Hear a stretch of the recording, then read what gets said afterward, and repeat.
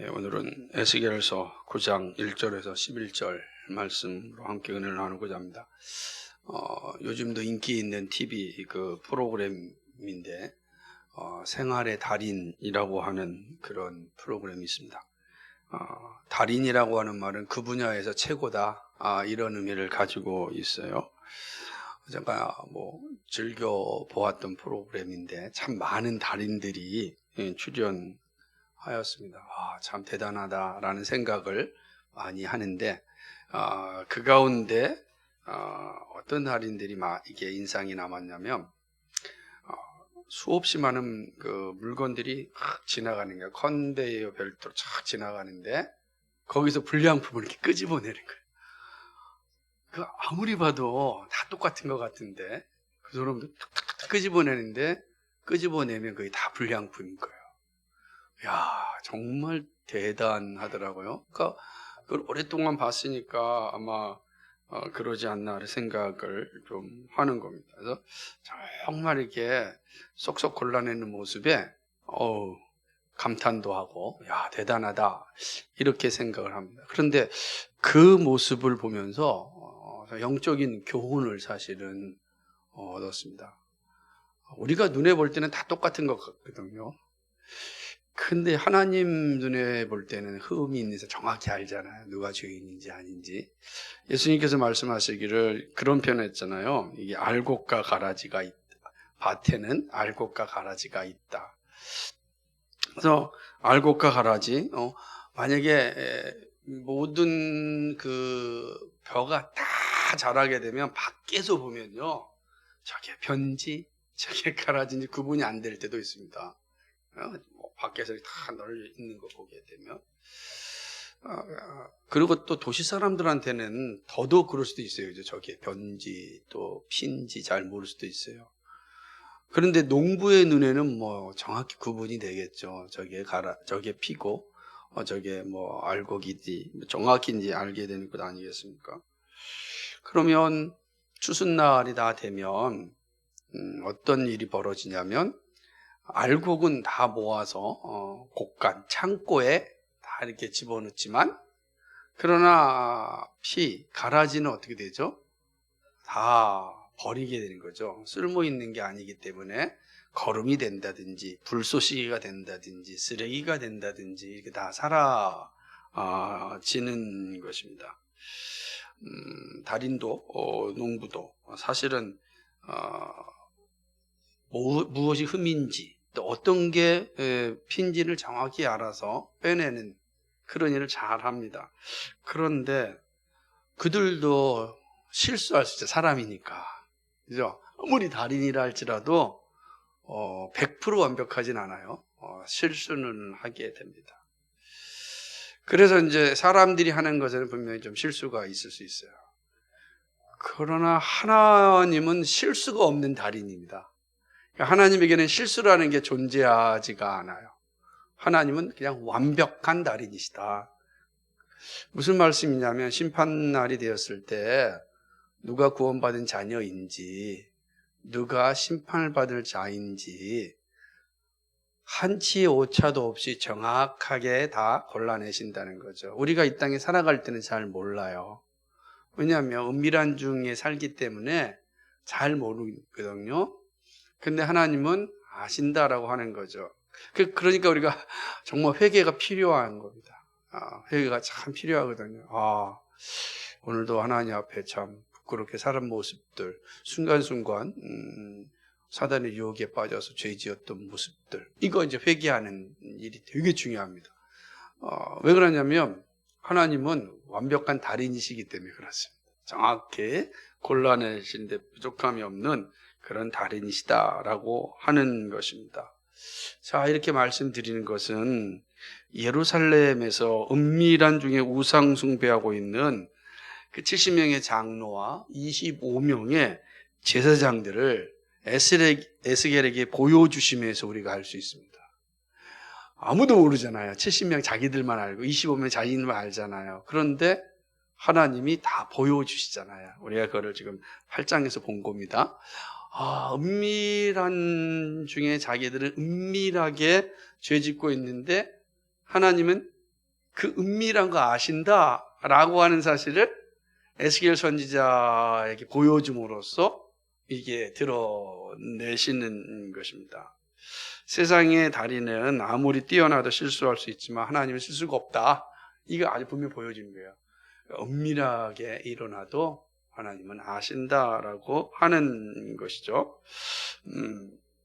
은밀한 중에 우상 숭배하는 이들을 심판하신다고 말씀하신 하나님은 그 심판을 어떻게 실행할 것인지를 말씀하십니다.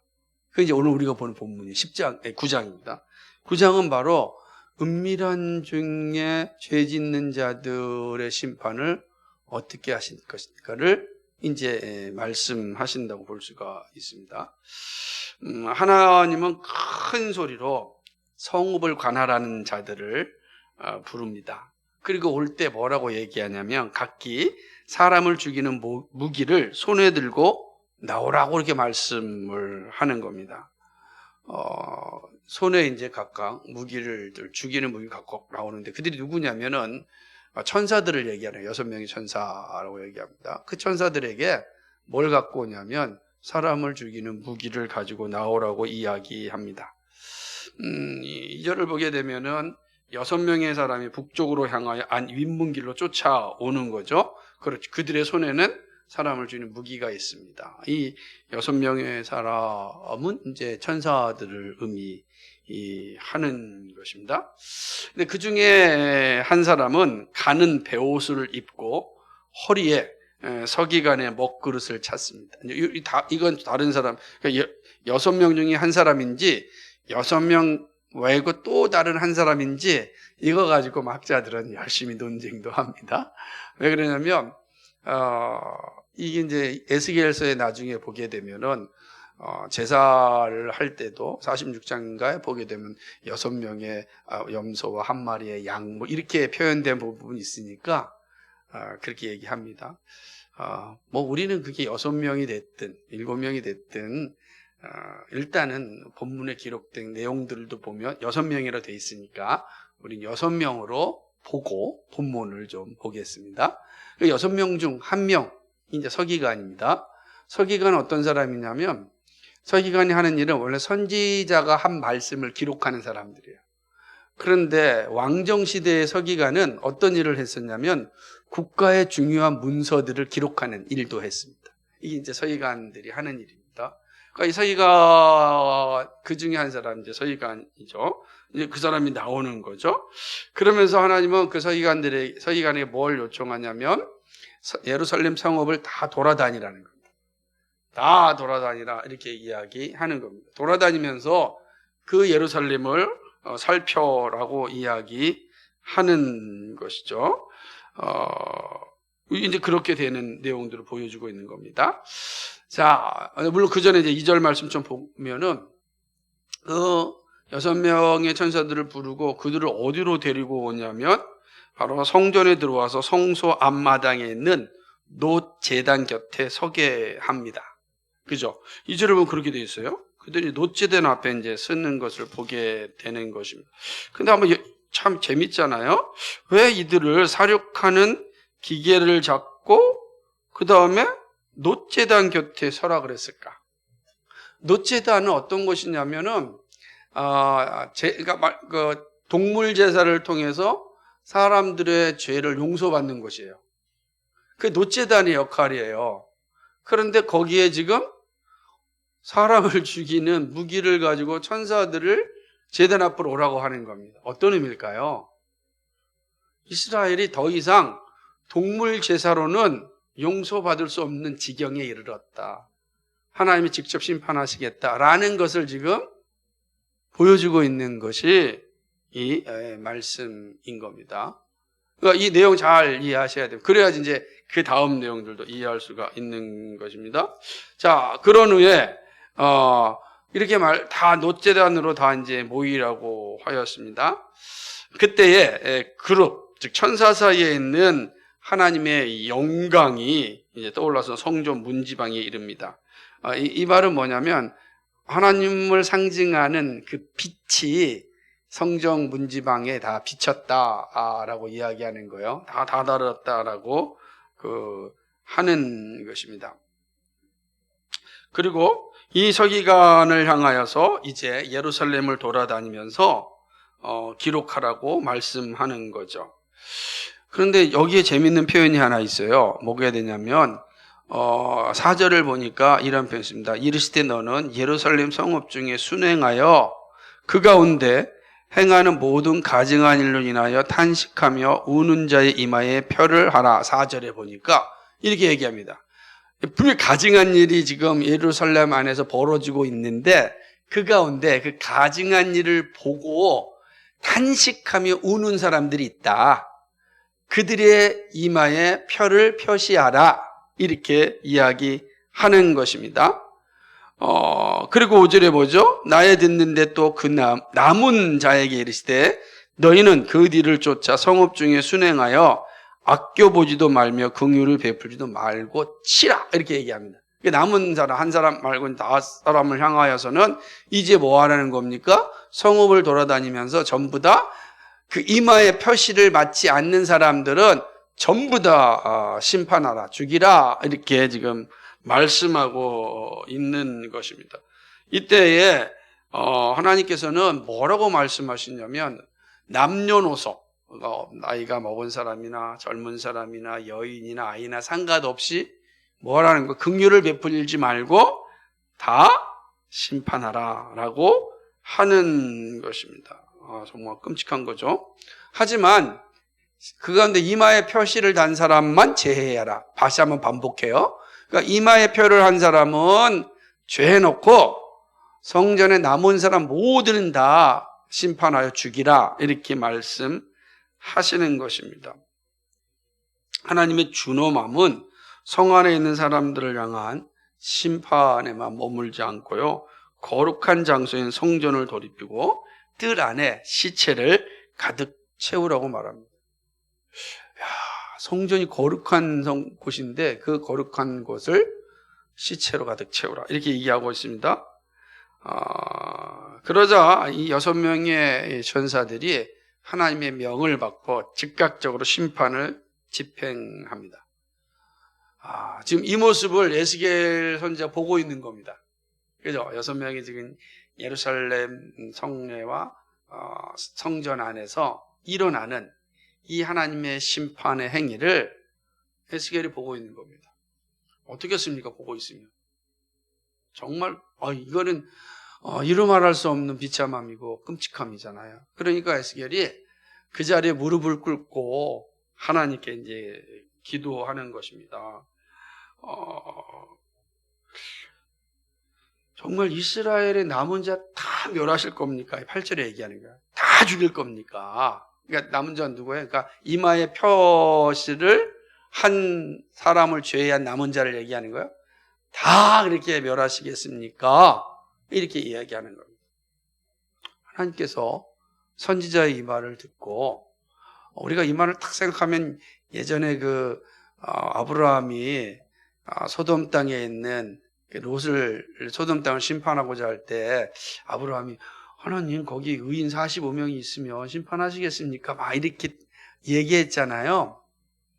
그러니까 사실은 이 모습을 보이는 거예요. 에스겔도 무릎을 탁 꿇고 하나님 정말로 이스라엘 남은 자 다 죽이시겠습니까? 심판하시겠습니까? 그런데 이번에 하나님의 대답은 어떻게 되냐면 이 9절로부터 마지막 절까지인데요. 11절까지의 말씀인데 예루살렘의 죄가 너무나도 심하다.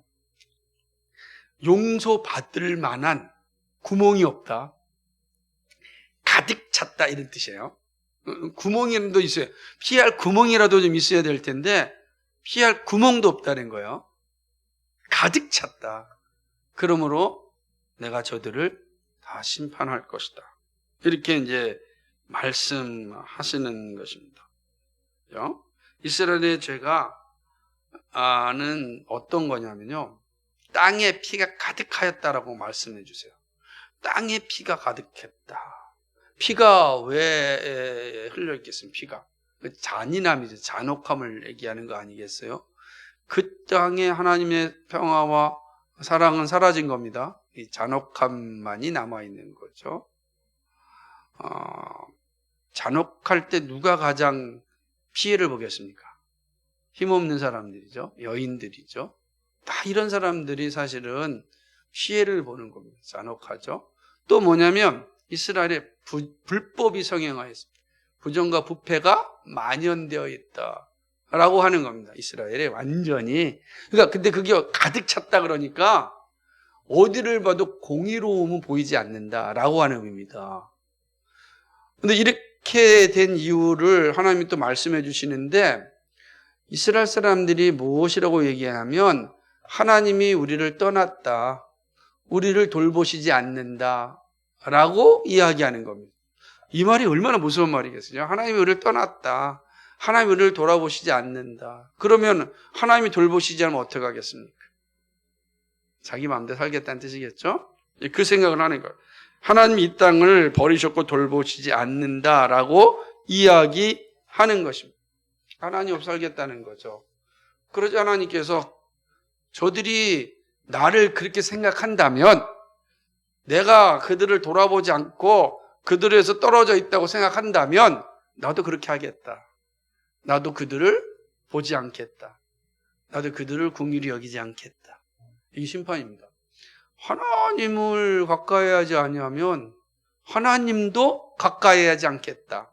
라고 하는 말씀이 바로 이 심판의 내용인 겁니다. 그리고 이스라엘은 그렇게 예루살렘 전체가 하나님의 심판 가운데 처하게 되는 것이죠. 우리가 계속해서 지금 9장에 이르기까지 진득하게 지금 하나님의 심판이 이스라엘 백성들에게 어떻게 일어나고 있는지를 반복하여 지금 말씀하고 있습니다.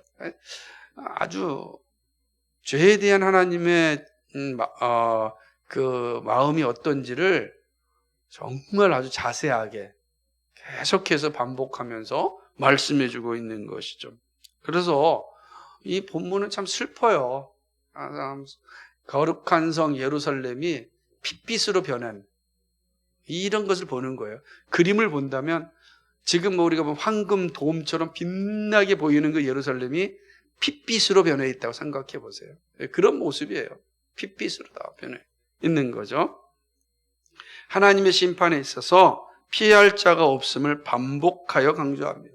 내가 그들의 머리에 그들이 행한 대로 내가 다 심판하시겠다는 것이죠. 우상 숭배와 불법이 가득 찬 성전은 더 이상 존재할 이유가 없어졌습니다. 더러워진 성전은요, 아무리 크고 사람이 많이 모이고 화려함이 가득하여도 죽을 시체만이 필요한 공간인 거예요. 하나님이 없는 공간은. 그런 건 아니겠어요? 자, 지금 이스라엘 예루살렘 성전이 여전히 화려해요. 그죠? 커요. 많은 사람이 모이는 곳이. 그런데 그것에 하나님이 없습니다.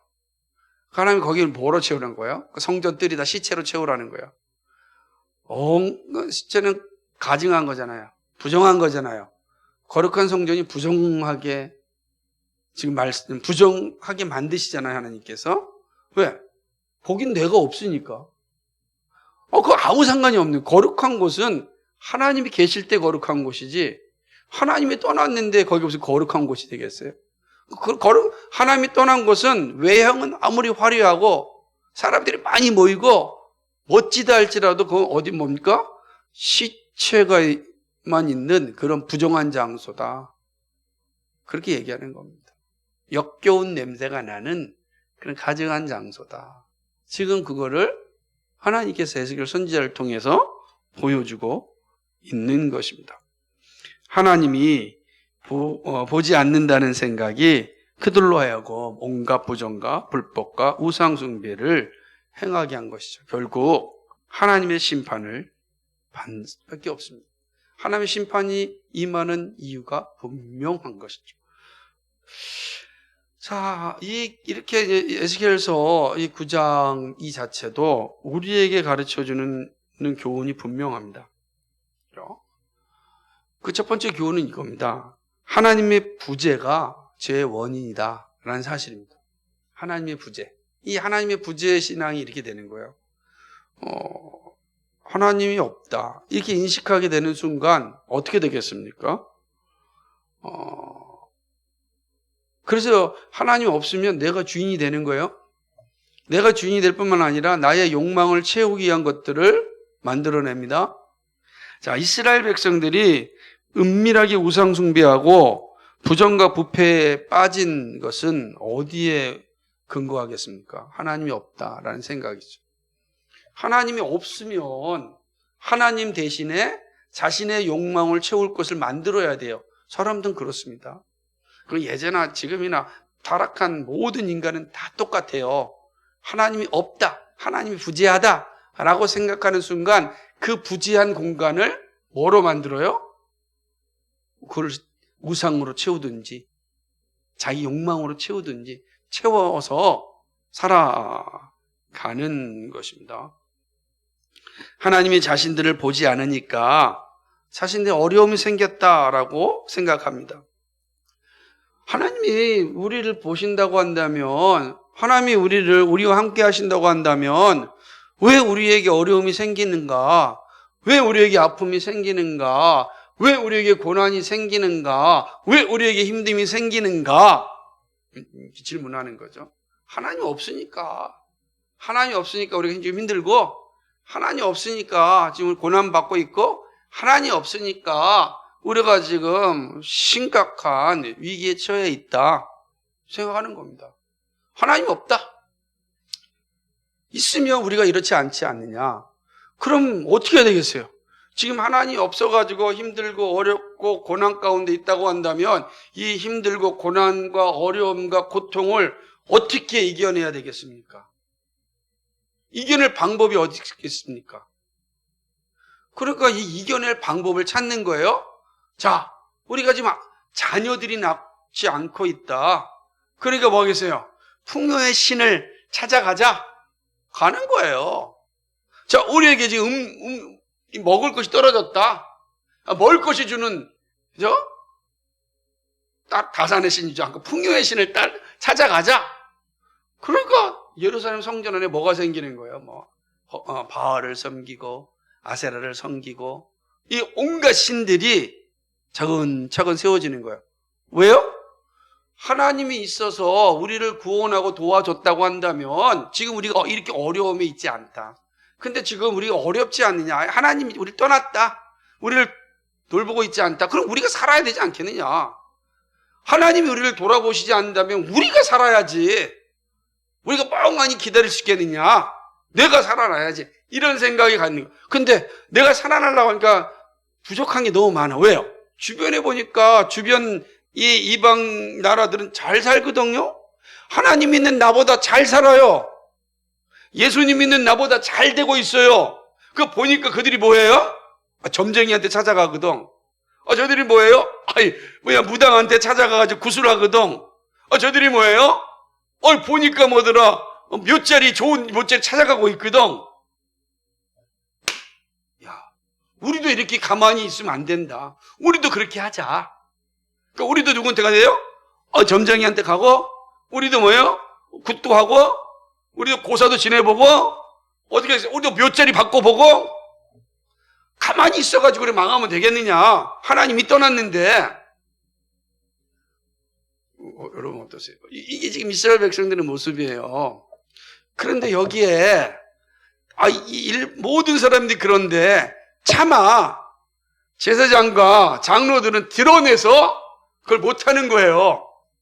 목사들과 교회 직분자들이 드러내서 백성들과 함께 우상숭배 못하는 거예요. 체면도 있고. 그래서 그들은 어떻게 해요? 그런데 불안하잖아요. 보니까 정말 하나님 떠난 것 같거든. 제사장 입장에서도 하나님 없는 것 같아요. 네? 목사라고 생활하는데 맨날 어려워, 힘들어, 고통스러워, 먹는 것도 없어. 얼마나 힘들겠어요. 그러니까 욥의 아내처럼 차라리 하나님 욕하고 죽어버리자라고 하는 소리가 나오는데 차마 이거를 목사 입에서 사모 입에서 나와가지고 성도들한테 일반 사람한테 말하기에는 부끄럽잖아요. 그러니까 집에서 하는 거예요. 그냥 우상숭배 하는 거예요. 은밀하게. 그죠? 직분자들이 연초되면은 몰래 뭐더라 점쟁이한테 가고 그러는 거죠. 똑같은 거예요. 왜요? 하나님이 없다라니까. 하나님이 딱 보고 있다 그러면 어떻게 하겠어요? 그죠? 이 신앙이 생기니까 하나님이 부재한다는 것이 이렇게 되는 것이죠. 이러한 생각은 우리들에게도 다 찾아옵니다. 힘들고 일이 잘 안 풀리고 고난이 연속되면 야, 정말 하나님이 정말 존재하는가 의심하게 되고, 의심은요, 한번 의심이 들어오면 그 의심이 확신이 됩니다. 확신이 되면 마침내 하나님을 버리고 우상 숭배하는 자리에 이르게 됩니다. 그 의심이 빨리 없애야 되는데 의심을 버리지 않으면 그 의심이 이제 확신이 돼버려요. 그리고 내가 하나님 없구나. 그리고 우상 숭배 자리에 가는 거죠. 자연 종교에는요, 절대적 기준이 없으므로 자신들의 생각이 정말 중요합니다. 대부분 그렇죠. 그래서 우상 숭배하는 자들은 자신들의 욕망을 채워줄 신을 찾습니다. 이렇게 된 거예요. 내 욕망을 채워줄 신. 그래서 잘 보세요. 자연 종교는 다 어떻게 합니까? 비나이다 되는 거죠. 그죠? 채우십시오. 해주십시오. 해줘야 됩니다. 그런 거예요. 복채를 주더라도 내 욕망을 채워줘야 돼. 그게 진짜 좋은 신이야. 내 삶이 어떻게 되는지 내가 어떤 걸로 상관없어. 내 욕망을 채워주는 신이면 최고야. 그게 에스겔 시대의 우상들이었고 오늘 우리 시대의 우상들입니다. 다 똑같습니다. 우상들의 한 가지 특징은 욕망을 채워주는 일에 열심인 겁니다. 욕망을 채워주는 거죠. 하나님의 부재는 이렇게 불법의 자리로 떨어지게 됩니다. 그래서 우리는 이 사단의 이 속임수에 빠지면 안 되는 것입니다. 우리가 이럴 때 우리 한나의 기도가 매우 중요합니다. 한나가 하나님 앞에 기도한 그 내용들이요 참 중요했죠. 왜냐하면 한나도 그렇게 자녀를 달라고 했는데 안 왔잖아요. 고대 시대에는 자녀를 많이 낳는 게 가장 큰 축복이고 가장 큰 힘이거든요. 그런데 이 축복도 없고 그런 힘도 없으니까 어떻게 돼요? 무시당하잖아요. 그러니까 이 한나가 얼마나 정말 하나님께 간절히 기도하잖아요. 마치 술 취한 것 같은 모습 가지고 기도하는 거 아니겠어요? 얼마나 간절히 기도합니까? 그거죠.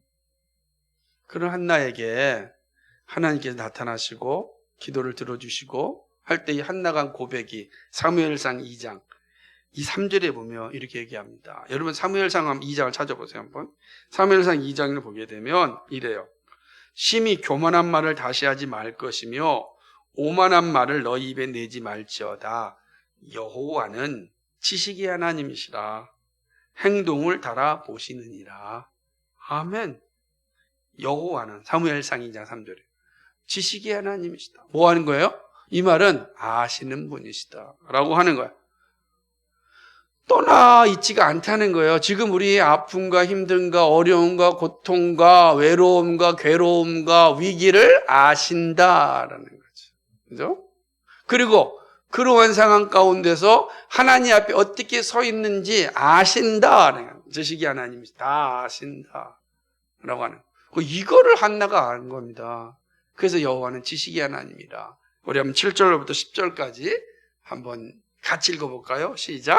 여호와는 가난하게도 하시고 부하게도 하시고 낮추기도 하시고 높이기도 하시는 가난한 자를 진토에서 일으키시며 빈핍한 자를 거름더미에서 드사 귀족들과 함께 앉게 하시며 영광의 위를 차지하게 하시는도다.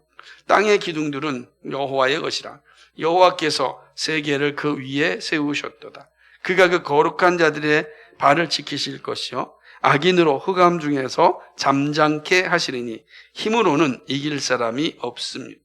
여호와를 대적하는 자는 산산이 깨어질 것이라. 하늘 우레로 그들을 치시리로다. 여호와께서 땅끝까지 심판을 베푸시고 자기 왕에게 힘을 주시며 자기의 기름 부음 받은 자의 뿔을 높이시리로다 하신. 아멘. 이 고백이 있는 사람과 없는 사람은 살아가는 삶이 완전히 다르겠죠? 그러지 않겠습니까?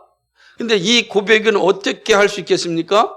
하나님이 부재하다, 하나님이 우리를 떠나셨다, 하나님이 없다라고 하는 사람에게 이런 기도가 나오겠습니까? 불가능합니다. 그러니까 하나님이 떠났다 하는 사람은 이런 기도하지 않고 은밀하게 우상 숭배하는 겁니다. 하나님이 떠났다. 하나님이 안 계시다. 라고 하는 거죠. 근데 문제는 하나님이 떠났다라고 하는 사람이 그 자리까지 가기 전에 반드시 거치는 과정이 있는데 하나님을 가까이 하지 않는 사람입니다. 하나님 가까이 하지 않아요? 하나님 가까이 하지 않는다는 거예요. 하나님과 친하지 않는 거죠. 하나님을 친하지 않는다는 거는 하나님을 알려고 하는 마음이 없는 거예요. 사람은 친하면 알려고 하겠죠. 근데 하나님 알고자 하는 마음이 없어요. 그게 나중에 이제 하나님 떠났다라는 떠나는 자리까지 가게 되는 것입니다. 그래서 이렇게 하나님의 부재는 사단의 은밀한 유혹입니다. 영원한 지옥으로 이끌어가는 속임수입니다. 하나님이 없으면 그 자리는 반드시 사람이 차지합니다. 그리고 사람은 자기가 부리는 신을 만듭니다. 그 신과 함께 자신의 욕망을 채웁니다. 그러므로 하나님의 부재가 죄의 원인이 됩니다. 하나님이 없다. 그거 바로 죄 짓는 자리에 쓰는 거예요. 자기가 기준이 되니까. 그렇죠? 그러니까 이 자세를 기억하고 정신 바짝 차려야 되는 거예요. 바짝 차려야 돼요. 그죠? 자, 그렇다면 둘째로 우리 생각해 볼 겁니다.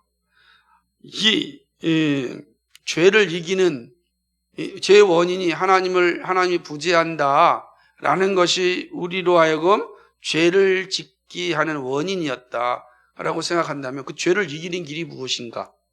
죄를 이기는 길은 분명한데 그것은 바로 하나님 얼굴 앞에서의 신앙입니다. 제가 일부러 이렇게 표현한 거예요. 종교개혁자들은 이걸 갖다 뭐라 그랬어요?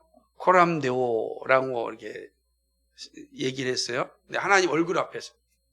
내가 하나님 얼굴 앞에 있다라고 하는 거예요. 제가 하나님 얼굴 나 보고 있는 거예요? 하나님 얼굴 앞에 있다라는 이 신앙. 사람 누구든지 이렇게 얼굴을 보고 있으면 조심합니다. 그렇게 돼 있어요. 왜 인터넷상에서 그렇게 막말들이 오고 갑니까? 얼굴을 보고 있지 않으니까. 얼굴을 보고 있지 않으면 온갖 아주 더럽고 추한 거 다 배설해내요. 얼굴 보고 있지 않으면. 근데 얼굴을 보면 함부로 못해요. 그래서 인터넷 세상의 익명의 공간은 자기의 생각을 배설할 수 있는 그러한 좋은 장점도 있지만 실제로 뭐예요? 자신의 온갖 악함을, 죄를 다 드러내는 겁니다. 근데 그거 누가 아신다고요? 하나님이 아신잖아요. 자기들이 막 익명으로 했는데 누가 알겠어? 아무도 몰라요. 근데 우리는 기억해야 되는 겁니다. 하나님이 아신다는 거죠. 이 사실을 안다면 그리스도인들은 함부로 인터넷 공간 안에서 익명으로 막 이 죄를, 이 악을, 이 더러움을, 이 가증한 것을 막 배설해내면 안 돼요. 그렇죠? 우리는 그러면 안 된다는 거죠. 누가 보겠어요? 그러고 막 온갖 것을 다 배설해내면 그때 나는 널 보고 있다 이렇게 말씀하신 하나님께서. 이게 얼마나 중요한지 봅니다. 그렇죠? 죄를 이길 수 있는 힘이 우리에겐 사실 없습니다. 왜냐하면 우리는 본질상 진노의 자녀이기 때문입니다. 태어날 때부터 죄인인 우리가 어떻게 죄를 이길 수 있겠습니까? 죄를 이기는 길은 또 없습니다. 인간에게는 죄를 이길 수 있는 길이 없어요. 죄는 오직 하나님이 없애줄 때만 이길 수 있습니다. 하나님이 이 죄를 없애줄 때만 우리가 비로소 죄를 이길 수 있는 것입니다. 죄는 하나님의 부재에서 시작하였기에 죄를 이기는 길은 하나님 얼굴 앞에서의 신앙이 되어야 합니다. 첫사람 아담도 하나님을 피하잖아요. 하나님이 안 봤으면 좋겠는 거예요. 그죠? 하나님이 나를 보는 거 싫어하는 겁니다. 그게 죄 짓죠. 하나님이 내 앞에 계시다는 신앙이 죄와 싸울 수 있게 합니다. 하나님은 이스라엘이 은밀한 죄를 짓는 가운데 죄에 대하여 통곡하는 이들이 있음을 말씀합니다.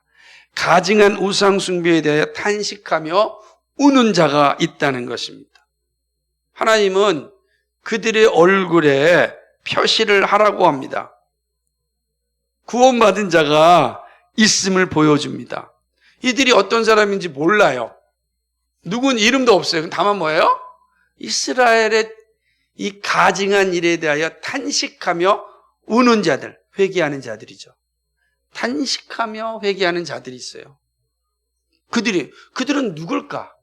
그들은 어떻게 모든 사람이 가증한 일에 빠져 있는데 이 사람들은 탄식하며 울까? 회개할까? 누가 그렇게 할 수 있겠습니까? 분명한 것은 이들은 하나님 얼굴 앞에서 살았습니다. 하나님의 얼굴을 보면 가증한 게 보이는 거예요. 하나님의 얼굴이 사라지면 가증한 것이 가증한 것으로 보여지지가 않아요. 왜? 똑같으니까. 초록은 동색이잖아요. 똑같으니까 분별이 안 되는 거예요. 근데 하나님의 얼굴을 보면 죄가 보이는 거예요. 분별되는 거예요. 여러분, 우리가 죄 질 때도 하나님의 얼굴을 보면 내 죄 짓고 있는 현실이 딱 띠끔하게 드러나요. 그러면 잠깐이라도 죄의 자리에서 깜짝 놀라고 그러는 거예요. 죄가 무섭기 때문에 우리를 끊임없이 죄를 즐기게 하지만 하나님의 얼굴을 바라보면 죄와 싸울 수 있는 힘을 주시는 겁니다. 이들이 그런 사람들이에요.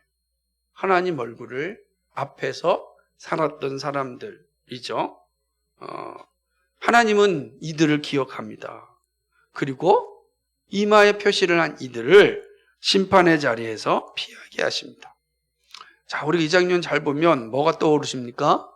이스라엘 백성들이 이집트를 떠날 때 죽음의 그림자가 다 임하였을 때 문설주, 집에 있는 문지방에 어린 양의 피 표시가 있는 집들은 죽음의 그림자가 다 피하여 갔잖아요. 그렇죠. 표시, 하나님께 아시는 거예요. 그 이마에 표시를 단 사람은 하나님이 심판하시야 넘어가시는 거죠. 근데 이 장면뿐만 아닙니다. 하나님께서 그들을 죽음에 살려주신 거 그들이 잘나서가 아니잖아요. 하나님의 은혜잖아요. 하나님께서 문지방에 어린 양 피를 바르라 그랬잖아요. 바르면 산다. 이게 단순하게 생각하면 얼마나 어리석어. 집에 펴 바르면 산다고. 이 믿음의 행위잖아요. 그죠? 사실은 문설주에 피를 바르는 건 철저한 믿음의 행위입니다. 하나님의 은혜를 본 사람들, 그걸 보는 거죠. 하나님 살려주시는 거죠. 또한 이스라엘 백성들이 광야에서 하나님을 시험하다가 불평하다가 불뱀에 물려 죽습니다. 그때 뭐라 그러죠? 하나님께서 모세에게 놋뱀을 만들라 그러잖아요. 그리고 사람들에게 불뱀에 물려 죽어가는 사람들에게 놋뱀을 보는 자 봐라. 그러면 살 것이다 그러죠. 백신 맞아야 되는데 백신을 주는 게 아니라 놋뱀을 보라 그러니 사람들 입장에서 얼마나 어리석고 이상하겠어요. 그런데 어떡합니까? 놋뱀을 본 자마다 살았더라. 이렇게 기록합니다. 놋뱀 표시란 말이에요. 그죠? 놋뱀을 본 자마다 살게 되는 것입니다. 하나님의 얼굴을 본 자가 죄를 깨닫고 우상숭배의 가증을 합니다. 그리고 회개하며 탄식합니다. 여기에 생명이 있습니다. 하나님의 얼굴 앞에 있는 신앙은 어떤 신앙일까? 하나님은 보이지 않잖아요. 그죠? 그래서 우리는 하나님 얼굴 앞에 있는 신앙을 이렇게 이야기합니다. 하나님이 육신이 되사 우리 가운데 오셨잖아요. 그분이 누구죠? 예수님이랍니다. 그래서 하나님 앞에 서는 신앙은 예수님 믿는 신앙이다라고 하는 거예요. 예수 믿음이죠. 예수님은 사랑하는 제자 빌립이 우리에게 하나님을 좀 보여주십시오라고 했을 때 빌립에게 이렇게 얘기합니다. 나를 보았는데 또 하나님을 보여달라고 하느냐? 나를 본 자는 하나님을 보았느니라 말씀하셨어요. 예수님이 누구시라는 뜻이죠? 하나님이시라는 뜻이죠. 예수님이 하나님이시다라고 하는 것이죠. 그러면 예수님을 본다. 예수님도 지금 승천하셨잖아요. 예수님이 본다라고 할 땐 그건 믿는다는 거예요. 우리가 예수를 믿으면 우리는 누가 거하시죠? 성령이 와 계시는 겁니다. 성령이 오시면 우리로 하여금 거듭나게 하시죠. 이게 놀라운 거예요. 바람이 어디서 와서 어디로 가는지 알지 못해요. 그런데 거듭난 사람은 그 표시가 드러나는 거죠. 있다는 거예요. 그래서 예수님을 믿는다, 예수님을 본다라고 하는 건 바로 예수 믿음으로 말미암아 성령 받음을 의미하는 겁니다. 그러므로 하나님을 보는 신앙은 예수 믿음이에요. 예수 믿는 겁니다. 우리가 예수님을 입으로 고백할 때, 그리고 성령님은 그 입으로 고백하는 성도들과 함께 하시고, 죄를 깨닫게 하시고, 죄와 싸우게 하시고, 죄를 이기게 하십니다. 이게 하나님 앞에서 신앙, 바로 예수 믿음의 신앙이다라고 하는 거죠. 우리가 예수님을 믿고 예수님 입으로 고백하면 우리 안에 거하신 성령께서 내가 지금 어떤 자리에 있는지, 내가 지금 하고 있는 죄가 어떤 것인지를 깨닫게 하신다고요. 죄가 깨닫게 하시면 죄와 싸울 수 있게 하시고 마침내 죄를 이기게 하는 겁니다. 그게 하나님의 일하십니다라고 하는 거죠. 그런 측면에서 이마의 표는 믿음이다 말할 수 있습니다. 예수님 믿음이 이마의 표를 가진 겁니다. 우리가 이 땅에 살아가잖아요. 다 살아가는데, 이 죄악된 세상에 살아가는데 우리 교회 안에 있으니까 우리 예수 믿는 거 알지. 여러분 밖에 나가면 예수님 믿는 사람인지 아닌 사람인지 어떻게 알아요? 내가 여기 있다가 여러분도 뒤에다가 뭐 예수 천당 불신조 하든지, 나는 빛 가고 오면 성도입니다가 딱 옷을 입고 다니든지 그러지 않잖아요. 그죠? 똑같은 옷 입고 다니잖아요. 그런데 하나님은 그 수많은 사람들 가운데 예수 믿는 우리를 아신다는 거예요. 왜요? 우리의 이마의 표가 다 표시해놨기 때문에, 예수 믿음의 표가 있기 때문에 그렇습니다. 참 재밌는 표시 중 하나가 본문에 이 4절에 보면은 이마의 표를 달라라고 하잖아요. 그죠? 이마의 표를 표시하라 그러잖아요. 근데 이 표라고 하는 단어가요, 히브리어로 타부입니다. 타부. 타부는 뭐냐면, 히브리어 자음 중에 맨 마지막 글자가 타부예요. 타부를. 그런데 학자들이 연구해 보니까 에스겔 당시에 이 타부라고 하는 단어가 지금은 이제 이렇게 해가지고 이렇게 돼 있는 건데, 에스겔 당시에 타부는 십자가 표시였답니다. 두 자가 이렇게 된 표시였다. 그러니까 원래는 지금 타부는 이렇게 돼 있는데, 지금 글자는, 그런데 그때 당시는 이렇게 십자가 표시가 타부였다. 그러니까 상징이 보게 되면 뭐예요? 당시에 이 서기관이 다니면서 회개하며 탄식하는 이마에 뭐예요? 십자가 표시를 했다. 상당히 이제 의미심장한 표시를 하고 있는 거죠. 그러니까 이마에 표시한다라고 하는 건 예수 믿음을 의미하는 거죠. 예수님은 믿음을 고백하는 이들을 끝까지 지켜주시고 심판날에 보호하십니다. 그렇죠? 그 하나님 앞에서의 신앙, 즉 예수 믿음이 죄를 이기는 길입니다. 그 하나님의 부재가, 그죠? 예수님에 대한 불순종이 죄를 짓는 예수님의 부재가 죄의 자리에 섰다고 한다면, 죄를 이기는 길은 바로 예수님 믿음, 하나님 얼굴 앞에서의 신앙으로 회복하는 그 길이 우리로 하여금 죄를 이기게 하는 겁니다. 그래서 그러니까 그 표현을 시편 73편 28절에서 그렇게 얘기하는 거예요. 하나님 가까이함이 내게 복이라. 내게 복이라. 왜 복이죠? 구원을 가져다 주시니까. 하나님 가까이함이 내게 복이라. 하나님이 나에게 생명을 주시기 때문에 그렇다. 이스라엘 백성들의 생명이 떠난 건 하나님을 멀리함, 하나님 부재에서 온 거예요. 이스라엘 백성들의 생명을 얻는 길은 하나님 가까이함, 예수 믿음의 자리로 나오는 거, 그것이 참된 길입니다. 오늘 우리에게도 마찬가지죠. 오늘 우리가 이 죄악된 세상 가운데서 정말로 사단이 삼킬 자를 두루 찾고 있는 이 시대 가운데서 우리가 구원 얻고 생명 얻고 죄와 싸워 이기면서 하나님의 나라를 소망하며 살 수 있는 길은 하나님 얼굴 앞에서의 신앙, 예수 믿음의 자리로 가야 된다. 그거 외에는 답이 없다. 날마다 우리 입술을 열어서 예수님 믿습니다라는 고백이 중요한 이유가 여기에 있다라고 하는 거죠. 사랑하는 여러분, 우리가 사는 세상은 정말 에스겔 시대 못지않게 많은 유혹과 죄가 있습니다. 예수님께서 우리를 세상에 보내시면서 안타까워하셨고 정말 간절히 기도하셨습니다. 그죠? 이 세상이 어떤 곳인지 아십니까? 그러나 우리가 이 세상에 있어야 됨이 하나님의 뜻입니다. 왜냐하면 하나님 나라를 완성해야 하기 때문입니다. 우리가 그렇게 부름받은 사람들이에요. 예를 들자면 하나님 나라의 부대라고 보면 되는 거죠. 우리는 이 하나님 나라를 이 땅에 세워나가는 특수부대원들이에요. 그러니 얼마나 힘들게 어렵게 살겠습니까? 하나님 주님이 아시는 거죠. 그 주님께서 뭐예요? 우리를 위해서 기도하신다는 거예요. 말할 수 없는 탄식으로 우리를 위해서 기도하신다. 기도하시는 겁니다.